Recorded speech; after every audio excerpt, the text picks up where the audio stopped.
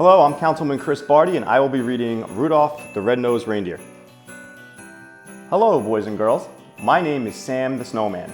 I'm going to tell you how Christmas was almost canceled one year, and how a little reindeer with a shiny red nose saved the day. It all began in Christmas Town at the North Pole.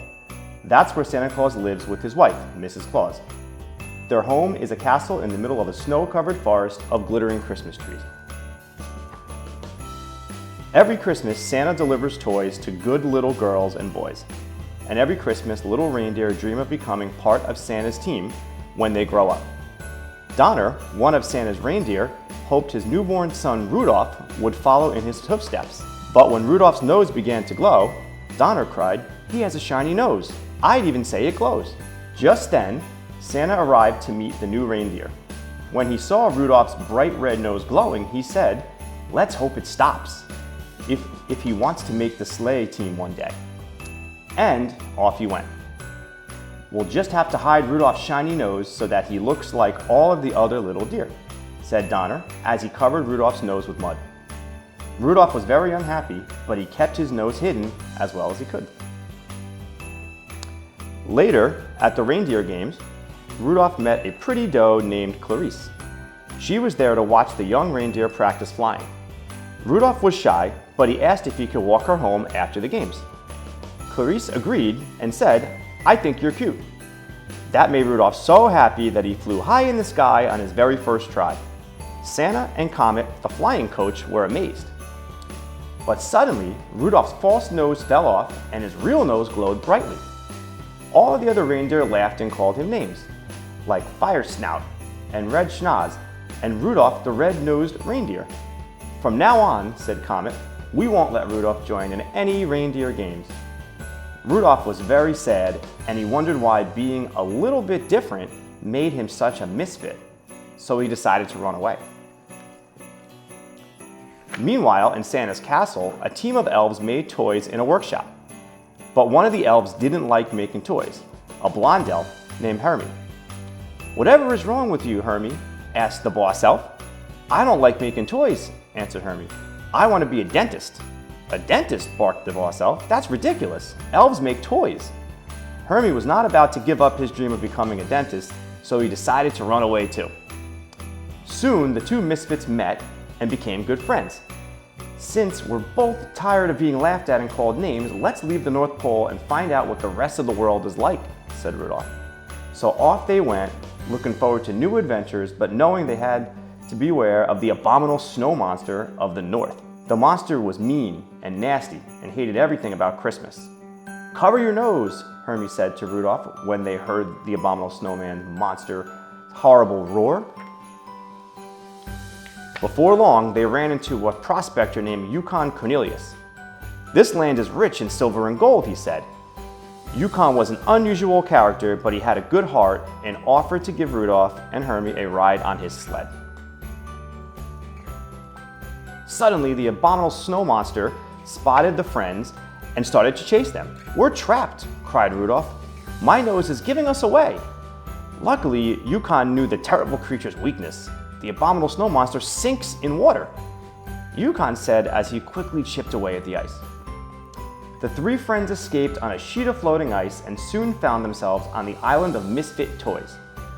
King Moonracer, the flying lion who ruled the island, explained that every year he flew around the world to rescue misfit toys that nobody wanted.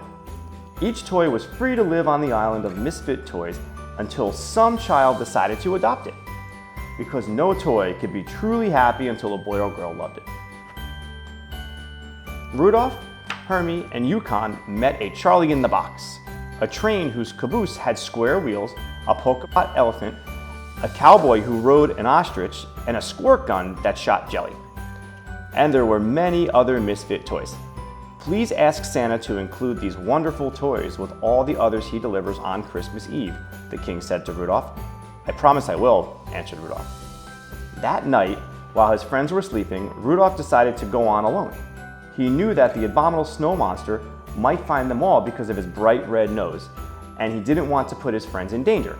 During his journey, Rudolph began to realize he couldn't run away from his troubles, so he decided to go home. In Christmastown, Rudolph discovered that his parents and Clarice had left to look for him and never returned.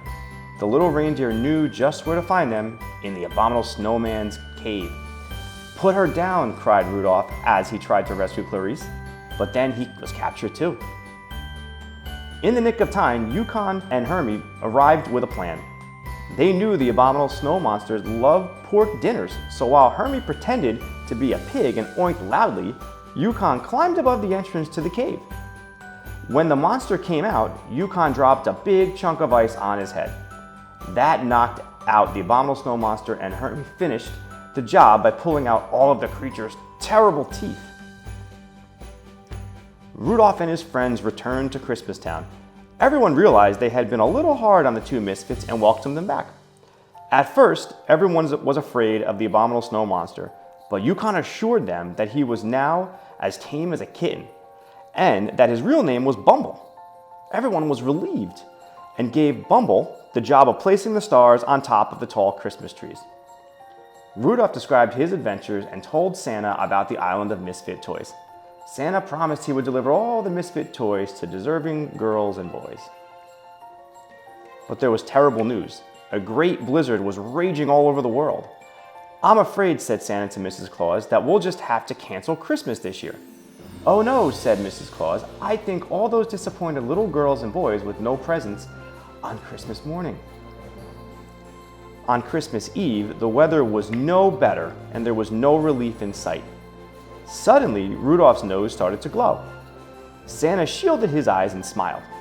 "That nose of yours," Santa said to Rudolph, "that beautiful, wonderful nose." "Rudolph, with your nose so bright, why don't you guide my sleigh tonight?" said Santa. "I'd be proud to, Santa," answered Rudolph. Everyone cheered. Even though the blizzard continued to howl, the elves got Santa's sleigh ready for takeoff. Santa put on his red suit. Rudolph and the other reindeer were harnessed with care, and Santa's sleigh was filled to the top with toys. "First stop is the island of misfit toys," Santa said. "Ready, Rudolph." "Ready, Santa," Rudolph said, and his nose glowed as bright as a beacon in the night. "Up, up, and away," called Santa. Off they flew into the dark sky to deliver toys to girls and boys, with Rudolph's shining nose guiding the way. And Rudolph went down in history as the most famous reindeer of all. The end. And that was Rudolph the Red-Nosed Reindeer. I wish everyone a happy holiday and a happy new year, and we'll see you next year.